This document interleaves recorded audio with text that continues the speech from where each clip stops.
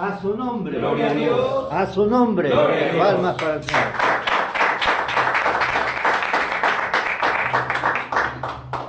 Así, puesto de pie, hermanos, amados hermanos, vamos a pedir a nuestra hermana Gloria que nos ayude con la lectura de la palabra en el libro de Segunda de Crónicas, capítulo 20, versos del 1 al 24.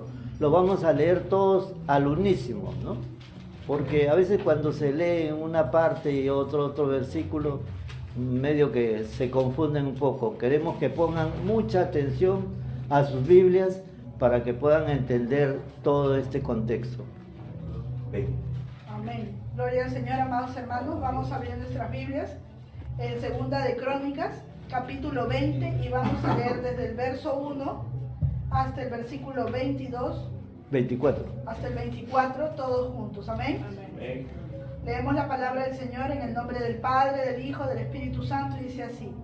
Pasadas estas cosas, aconteció que los hijos de Moab y de Amón, y con ellos otros de los amonitas, vinieron contra Josafat a la guerra. Y acudieron algunos y dieron aviso a Josafat, diciendo, contra ti viene una gran multitud del otro lado del mar y de Siria. Y he aquí están en Hasesón Tamar, que es en Gadi.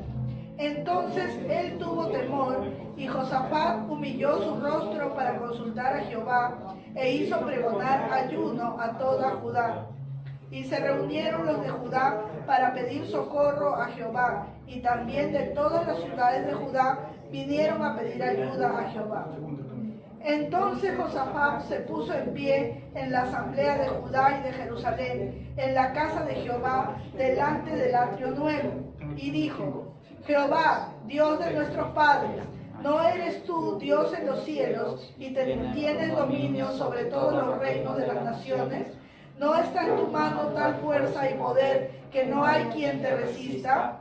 Dios nuestro, ¿no echaste tú los moradores de esta tierra delante de tu pueblo Israel y la diste a la descendencia de Abraham tu amigo para siempre? Y ellos han habitado en ella y te han edificado en ella santuario a tu nombre, diciendo, si mal viniere sobre nosotros, o espada de castigo, o pestilencia, o hambre, nos presentaremos delante de esta casa y delante de ti, porque tu nombre está en esta casa. Y a causa de nuestras tribulaciones, clamaremos a ti, y tú nos oirás y salvarás. Ahora pues, he aquí los hijos de Amón y de Moab, y los del monte de Seir, a cuya tierra no quisiste que pasase Israel cuando venía de la tierra de Egipto, sino que se apartase de ellos y no los destruyese. He aquí, ellos nos dan el pago, viniendo a arrojarnos de la heredad que tú nos diste en posesión. Oh Dios nuestro, ¿no los juzgarás tú? Porque en nosotros no hay fuerza contra tan grande multitud que viene contra nosotros. No sabemos qué hacer, y a ti volvemos nuestros ojos. Y todo Judá estaba en pie delante de Jehová, con sus niños y sus mujeres y sus hijos. Y estaba allí Jaasiel, hijo de Zacarías, hijo de Benaya, hijo de Gediel, hijo de Matanías, levita de los hijos de Asaf, sobre el cual vino el Espíritu de Jehová en medio de la reunión, y dijo, oíd Judá todo, y vosotros moradores de Jerusalén, y tú, rey Josafat, Jehová os dice así, no temáis ni os amedrentéis delante de esta multitud tan grande, porque no es vuestra la guerra, sino de Dios. Mañana descenderéis contra ellos, he aquí que ellos subirán por la cuesta de Cis, y los hallaré junto al arroyo antes del desierto de Jeruel. No habrá para que peleéis con vosotros en este caso. Paraos, estad quietos y ved la salvación de Jehová con vosotros. Oh Judá y Jerusalén, no temáis ni desmayéis. Salid mañana contra ellos, que Jehová estará con vosotros. Entonces Josafat se inclinó rostro a tierra, y asimismo todo Judá y los moradores de Jerusalén se postraron delante de Jehová y adoraron a Jehová.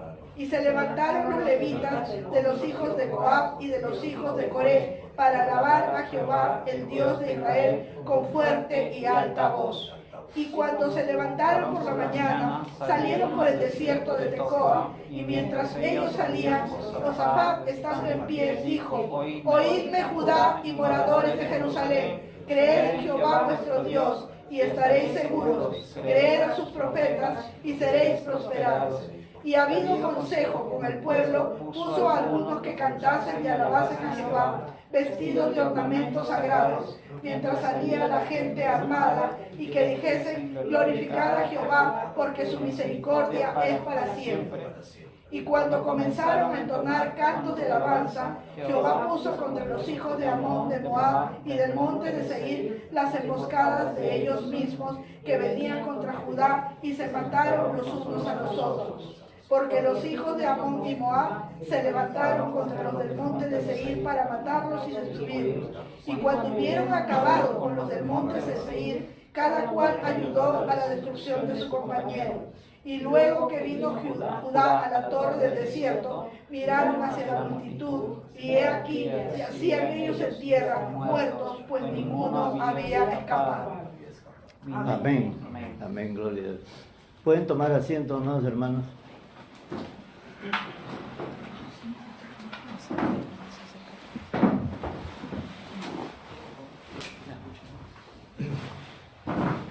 Bien, como acabamos de leer y de escuchar, amados hermanos, todo este relato de lo que le sucedió al rey Josafat durante su reinado en la nación de Judá. Primero vamos a entrar en un contexto para saber quién era el rey Josafat. El rey Josafat, descendiente del linaje del rey David,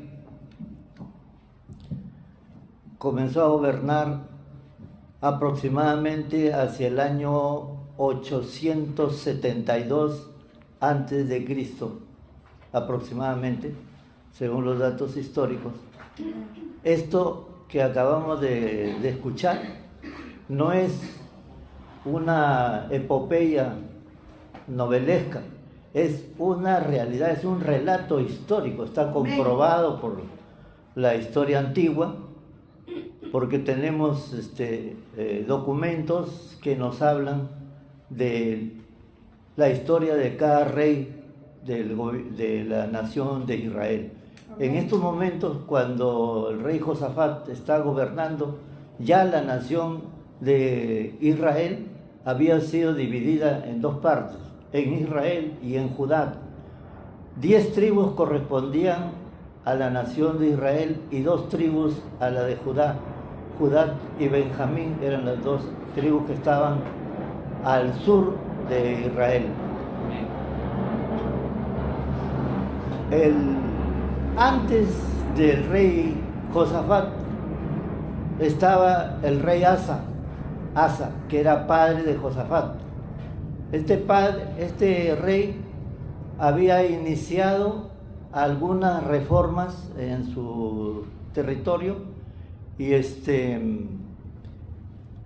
tuvo una alianza con la nación de Asiria, lo cual al Señor no le agradó, y a raíz de eso él sufrió, digamos, una reprimenda de parte de nuestro Señor, y tuvo una actitud muy negativa este rey. A pesar de haber comenzado a hacer cosas buenas, puso preso al profeta que le trajo el mensaje, injustamente, ¿no? Luego, a poco tiempo que el rey fenece, su hijo Josafat toma el mando y él comienza a hacer toda una serie de reformas, ¿no? Tuvo la buena intención, la correcta decisión de comenzar a poner en el reino de Judá levitas, oficiales, sacerdotes, que llevaran la palabra de Dios por todos los pueblos, por todas las aldeas. Y para que la gente conociera el texto. O sea, lo que en ese tiempo se llamaba la Torá, que son los 5 primeros libros de Moisés, para que la gente tuviera conocimientos y pusiera por obra toda esa palabra, ¿no? Como ustedes estarán dándose cuenta, es también la preocupación de los pastores de que todos y cada uno de ustedes estén continuamente leyendo la palabra de Dios, porque la única forma de poder hacer la voluntad de Dios es conociendo lo que Dios nos dice a través de la Sagrada Escritura. De lo contrario, vamos a querer nosotros honrarle, glorificarle o querer hacer las cosas según nos parece. Pero como ya hemos explicado varias veces, amados hermanos, solo hay una sola forma de adorar a Dios, una sola forma, la cual Él nos ha indicado a través de la palabra. Esta fue la grande preocupación de Josafat, de llevar las enseñanzas al pueblo. Tenían una especie de escuelas, ¿no? En la cual, como les digo, los sacerdotes, los levitas y algunos oficiales del reino de Judá enseñaban al pueblo. Luego también hizo una introducción muy importante en el campo del legal. Él creó tribunales de justicia en todos los pueblos para que los levitas y los jueces se encargaran de aplicar justicia al pueblo, porque su preocupación de él fue que el pueblo se sintiera bien, que no se sintiera, digamos, agobiado por las injusticias, sino que más bien recibieran un alivio de esa parte. Así que fue creando en todos los sitios tribunales de justicia. Y en la capital, o sea, en Judá, formó un tribunal especial de apelación para los casos más graves. O sea, tuvo una gran repercusión su reinado y sobre todo sus reformas de tipo judicial. También el rey se preocupó de darle seguridad a la nación de Israel. Ese es un comentario que hacen los biógrafos del rey Josafat, ¿no? Que se preocupó por la seguridad tanto de los ciudadanos como de la nación, porque alrededor de Judá habían pues pueblos enemigos, como es el caso que hemos escuchado hace un momento. 3 naciones se levantaron contra el reino de Judá. 3 pueblos que eran inmensamente grandes. Y en un determinado momento, los espías del rey Josafat le comunicaron que estas 3 naciones se habían puesto de acuerdo para destruir totalmente la nación de Judá. De tal manera que apenas quedaba entre los pueblos enemigos y la nación de Judá un día de camino. Entonces el rey, al enterarse de esta noticia, como dice la Sagrada Escritura, tuvo miedo, le entró un gran temor. No había en ese momento para prepararse con un ejército, no había para fabricar armas, no había personal para poder detener 3 naciones. Simple y llanamente era algo completamente ilógico, absurdo, irracional, pretender defenderse de los 3 pueblos que venían en contra de Judá. No había forma, no había solución humana para este problema. Entonces el rey, ¿qué hizo? Lo único que le quedó es demandar del pueblo que todos entraran en ayuno, en oraciones y ruegos al Señor, y él mismo se humilló delante de Dios. Hicieron una asamblea, ¿no?, en la cual el rey Josafat, ustedes han escuchado, hizo una oración corta, pero una oración muy poderosa, en la cual él reconoce su incapacidad, en la cual él reconoce la imposibilidad humana de poder defenderse. y le dice al Señor que Él, ¿no? Él nos defienda. Dice, ¿cómo puede ser posible o tal injusticia que haya contra nosotros? Dice, cuando nosotros recordamos que nuestros padres nos dijeron que al salir de la nación de la esclavitud, digamos, de Egipto, para llegar a la tierra prometida, no tocamos justamente esos 3 pueblos para que no haya conflicto con ellos. Tuvimos que rodear y perder tiempo, semanas de tránsito para no tocarlos, para no pasar por ellos. Y ahora que nosotros le hemos hecho ese bien, ahora ellos nos pagan, dice, queriéndonos invadir. Entonces, el Señor, a través de un profeta, les dice que no tengan temor, que Él va a luchar por ellos. La lucha no es contra ustedes, sino contra mí, dice el Señor. Amén. Amén. Y el relato continúa diciéndonos que solamente después de haber estado en oración, de haber estado, digamos, en ayuno y de entregar completamente el problema en las manos del Señor, al día siguiente salen al campo para presentar batalla.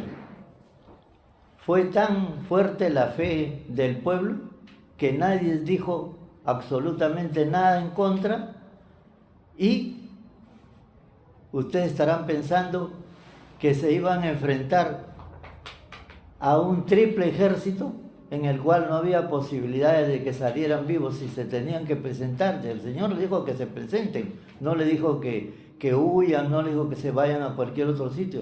Ustedes se enfrenten nomás, que yo voy a pelear por ustedes. Y se presentaron, tuvieron el valor, el coraje y la obediencia, sobre todo la obediencia, la fe y la dependencia en Dios, de presentarse frente al enemigo prácticamente para morir. Pero ¿qué sucede? Que el rey Josafat mandó a vestirse a los sacerdotes de ropas sagradas y a cantar alabanzas. Y mientras ellos cantaban, dice que los 3 ejércitos, 2 de ellos contra 1, los amonitas y los abonitas contra los del pueblo el pueblo se llamaba, creo, Seir, sí. Pueblo de Seir. Con los 2 contra Seir, y cuando terminaron de matar a los de Seir, se agarraron los amonitas con los abonitas. Y así se destruyeron los 3, sin que ni una sola flecha, sin que una sola lanza usaran los de la nación de Judá para defenderse. Fue un milagro completamente maravilloso. Dice que al terminar el combate vieron que todo el campo estaba lleno de muertos de los enemigos del Señor. Y duraron 3 días en recoger todo lo que habían dejado los enemigos. Generalmente en los combates en esos tiempos, los guerreros iban con todas sus joyas, con todas las cosas de valor que tenían, mantos, ropa, la mejor ropa, todas, así se iban a pelear. Y todo eso quedó regado en el campo. 3 días duró el recoger los despojos de los soldados que habían perdido la batalla. ¿Qué nos enseña, amados hermanos, todo este relato histórico? Como les vuelvo a repetir, no es una novela, es un relato completamente histórico y comprobable, ¿no? ¿Qué nos enseña esto, amados hermanos? Tenemos que pensar y reflexionar, porque todo lo que está en la Sagrada Escritura tiene un objetivo. Amén. Y se trae esto delante de nuestra presencia, delante de nuestra memoria, amados hermanos. ¿Para qué? Para que aprendamos a sujetarnos a la voluntad de Dios. En primerísimo lugar, la obediencia. La obediencia que tiene que ser una obediencia irrestricta a la palabra de Dios.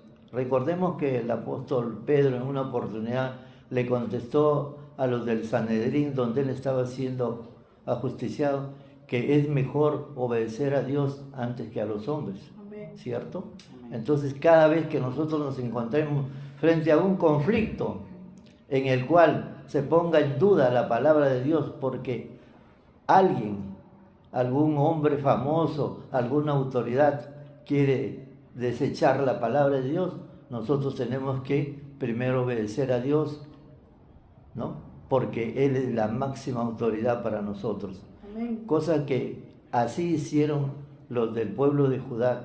Se enfrentaron a la muerte prácticamente, no teniendo ni una sola posibilidad de vida, y el Señor los salvó. Porque siempre la obediencia, amados hermanos, va a traer bendiciones para nuestra vida. Cada vez que usted obedece irrestrictamente a Dios, siempre va a salir victorioso, siempre va a ser bendecido. Hoy día hemos cantado, amados hermanos, esa bendita alabanza que dice: las promesas del Señor Jesús son, ¿qué son? Son fieles, amados hermanos, son fieles. ¿Quién le da la gloria a Dios? Gloria a Dios, gloria a Dios, gloria a Dios, gloria a Dios por su fidelidad, por la fidelidad de la palabra de Dios. Dios ha dicho: yo no soy hombre para mentir, ni hijo de hombre para arrepentirme de lo que he prometido. De tal manera, hermanos, que nosotros tenemos que tener esa seguridad, esa convicción, así como los soldados del rey Josafat, que se enfrentaron a la muerte. Así también nosotros tenemos que tener el valor de defender la palabra de Dios para que el mundo no nos apabulle, hermano. Nosotros tenemos que influenciar al mundo. Nosotros tenemos que ganar la batalla. No podemos ir retrocediendo, hermanos. El mundo en este momento el pueblo de Dios, en este momento está retrocediendo frente al embate, al empuje que tiene el mundo con su influencia. Ahora, al menos en estos últimos años, con la tecnología, el enemigo nos quiere apabullar, hermano. Y eso no puede ser. Tenemos que levantarnos en fe. Primero en obediencia, como nos enseña esta magnífica porción de la palabra del Señor. Y segundo, amados hermanos, tenemos que tener una fe indestructible, hermanos. Amén. No tenemos que confiar en nuestras fuerzas. Miren el rey Josafat. No tenía ejército prácticamente. 3 contra 1. No tenía posibilidades de fabricar armamentos. No había cómo defender la ciudad de Jerusalén. Y dice la palabra de Dios que en la asamblea ese día estaban todos los pueblos alrededor de Jerusalén. Estaban con las madres, con sus hijos, con los ancianos, con todo. Toda esa gente iba a morir en el combate, porque esos pueblos eran pueblos completamente salvajes, pueblos que cuando invadían no dejaban vivos a nadie. Entonces, esa preocupación del rey fue lo que lo llevó a él a humillarse, a reconocer que él no era nada sin la ayuda de Dios, con tal de salvar a su pueblo. Y al reconocer esa humildad del rey, Dios lo premió salvando a la nación de Judá. Era una nación, no era un pueblito, era una nación con cientos de miles de personas. Entonces, amados hermanos, tenemos que tener esa fe de que solo de depender de Dios, a Él se agrada de esa fe que nosotros tengamos y Él siempre va a responder nuestras peticiones, amados hermanos. Entonces, una fe hay que tener a prueba de todo, amados hermanos. Y una confianza y una dependencia en Dios, porque Dios, lo que más le agrada al Señor del ser humano es que éste aprenda a depender de Él. ¿No dice el Señor en su palabra, amados hermanos? Primeramente busquemos el reino de Dios y su justicia, y todo el resto será añadido. Todas las necesidades que tenga el ser humano, amados hermanos, debe ponerlas frente delante de Dios y Él suplirá, amados hermanos. Lo que a Dios más le desagrada, amados hermanos, es la autosuficiencia, creernos que nosotros podemos hacer resolver todos nuestros problemas. No, nosotros tenemos que depender plena y absolutamente de Dios, en todo sentido, amados hermanos. No confiar demasiado en nuestros propios conocimientos, sino siempre depender de la voluntad de Dios. Por muy profesionales que seamos, siempre tenemos que invocar el nombre de Dios, porque Él va a suplir todas nuestras necesidades, ya sean económicas, ya sean intelectuales, ya sean de cualquier naturaleza, amados hermanos. Dios lo maneja y lo sabe todo. Tenemos que aprender a depender de Él. Esta porción de la palabra de Dios, amados hermanos, es tan preciosa, tiene tantas enseñanzas, amados hermanos, que indudablemente tenemos que recalcar, como digo, estas 3 virtudes cristianas que deben estar en cada corazón de cada creyente, ¿no? La virtud de la fe, la virtud de la dependencia, Señor, la virtud de la obediencia, que siempre, como digo, trae bendiciones, amados hermanos. Si nosotros nos ejercitamos en estas virtudes, siempre vamos a ser bendecidos por el Señor. Procuremos hacer que estas virtudes sean parte, Señor, de nuestra vida cristiana, así como tenemos presente los valores y principios cristianos. También tenemos que tener en cuenta, amados hermanos, que lleguen a formar parte de nuestra vida la obediencia, la dependencia, Señor, y la fe en nuestro Señor Jesucristo, que siempre Él está al lado de nosotros. Él ha dicho que en ningún momento nos va a dejar solos, siempre estará a nuestra derecha, a nuestra izquierda, estará delante de nosotros, detrás de nosotros, arriba, abajo, totalmente rodeados. Por eso su palabra dice, hermanos, que las aguas no nos anegarán, ni el fuego nos quemará. Tendremos esa fe, hermanos, para creer en la palabra de Dios, hermano. Tenemos que ejercitar, Señor, nuestra fe. Y por eso cuando a nuestra vida vengan, amados hermanos, las pruebas, vengan las dificultades, es ahí donde el Señor nos va a templar, es ahí donde el Señor nos va a purificar, ahí donde el Señor nos va a entrenar y nos va a capacitar para ser capaces de soportar todas las pruebas. La vida no es fácil, hermano. La vida tiene que ser así, probada, la vida del creyente. Y cuando el Señor nos prueba, amados hermanos, nos hace el mejor bien que pueda haber en esta vida. Nos prepara para gozar en la vida eterna. Amados hermanos, no vamos a prolongar más esta parte de la palabra del Señor, porque creo que es más que suficiente el haber escuchado el relato. Ustedes, si quieren, lo pueden volver a leer en su casa nuevamente para comprenderlo más en profundidad. Ya tienen, digamos, todo el contexto que les he dado. También lo pueden encontrar en el capítulo 19, donde está ese relato, amados hermanos. Y que el Señor les bendiga grande y abundantemente, amados hermanos. También les doy las gracias a mis hermanos que nos acompañaron en esta primera vigilia que hemos hecho después de un largo tiempo, pero que el Señor nos ha bendecido grandemente a tal punto, amados hermanos, que nos hemos pasado de la hora y queremos hacer vigilias más seguidas. Yo había programado que sean cada 2 meses, pero parece que los hermanos quieren cada mes, ¿no? En fin, veremos que, gloria a Dios, veremos que el Señor sea el que nos dirija en esta parte, que sea conforme a su voluntad y no conforme a los propósitos nuestros, ¿no? Que el Señor los bendiga a todos y a cada uno de ustedes, hermanos. Amén. Dios. Un aplauso al Señor.